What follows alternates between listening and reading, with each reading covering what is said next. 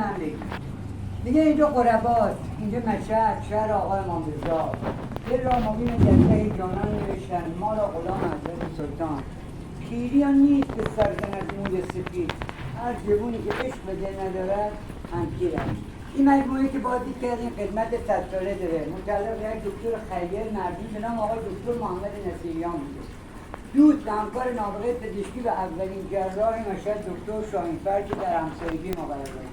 در روزگار قدیم شبای پاتوق استاد محمد قهرمان، مهدی اخوان صالح، پدر آقای شجریان، اماد خراسانی و شخصیت دیگه هم جمع می‌شدن که به شعر را می‌انداختن. خیلیشون به ما مشهدی ها می‌رسیده، خدا پدرشون بیامرزه.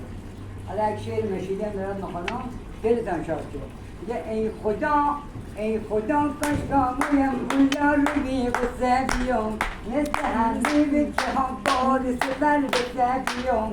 صبح رفتم به کلاباد میکردم مشنو، میزدم یک کباب برد به همراه جلو، که نگن بشنه گدای به کلاباد بلو، که قلتام کنه به جگدا گم رو برو. بلیه بسنی قربا دلم پر میزنه، نمیگنی تو از حال دلم چنگ میزنه. میگرفتم ز بابا دوتا یک تمنی، میرفتم سینه مشناز به فیلم یمنی.